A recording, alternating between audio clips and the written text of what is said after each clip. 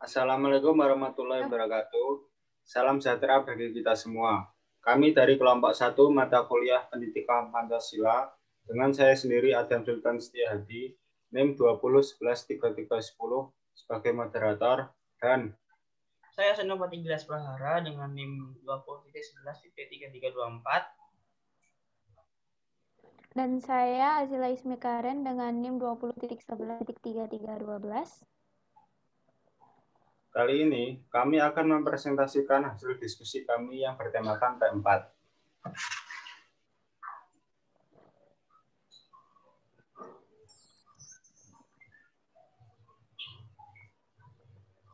P4, Pedoman Penghayatan dan Pengamalan Pancasila, atau biasa disebut Eka Prasetya Pancakarsa.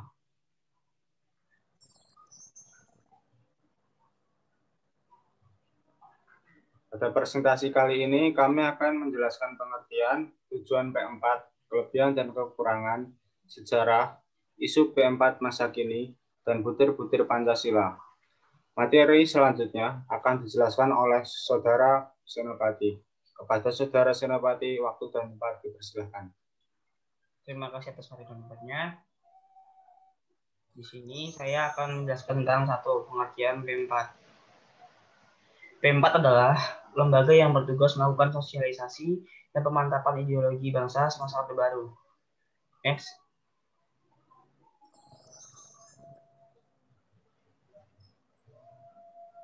Kemudian tujuan P4. 1.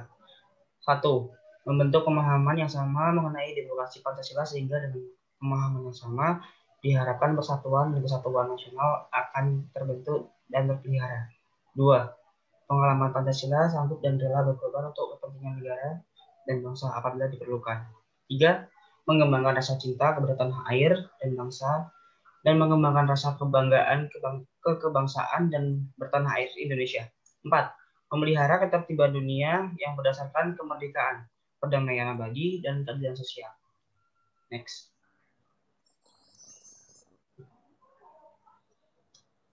Selanjutnya adalah kelebihan dan kekurangan. Kelebihan, baik untuk negara yang padat penduduk, desentralisasi kekuasaan, memprioritaskan rasa ketertiban. Kekurangannya adalah kurangnya pengetahuan masyarakat tentang isu politik, sulit untuk menghindari kemiskinan, eksploitasi golongan minoritas. Next. Kemudian sejarah P4. P4 pertama kali dibentuk oleh Presiden Soeharto pada tanggal 22 Maret 1978 dengan ketetapan MPR nomor 2 MPR 1978 tentang Eka Prasetya Pancakarsa yang menjabarkan kelima asas dalam Pancasila menjadi 36 butir pengalaman sebagai pedoman praktis bagi pelaksanaan Pancasila.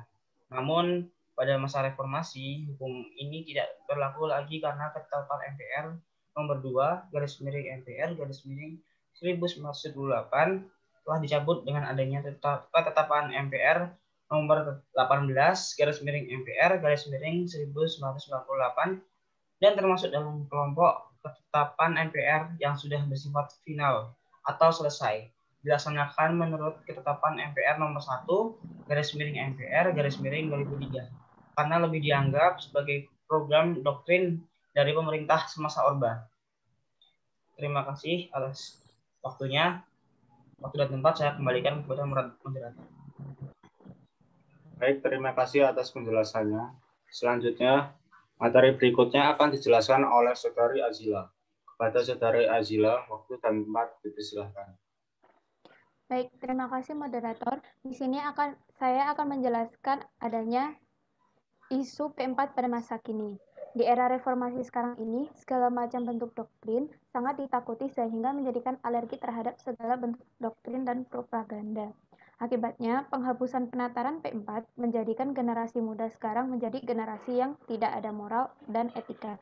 Hal ini juga mulai disadari oleh beberapa pendidik dan orang-orang yang duduk di pemerintahan.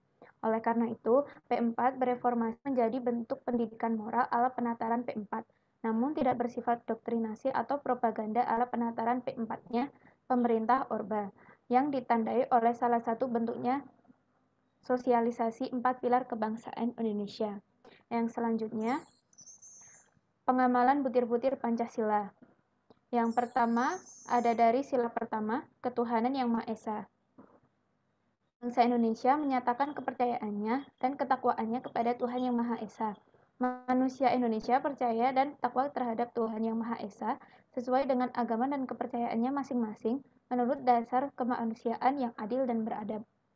Mengembangkan sikap hormat dan menghormati dan bekerja sama antara pemeluk agama dengan penganut kepercayaan yang berbeda-beda terhadap Tuhan yang Maha Esa. Membina kerukunan hidup di antara sesama umat beragama dan kepercayaan terhadap Tuhan yang Maha Esa. Yang kedua, kemanusiaan yang adil dan beradab. Mengakui dan memperlakukan manusia sesuai dengan harkat dan martabatnya sebagai makhluk Tuhan yang Maha Esa.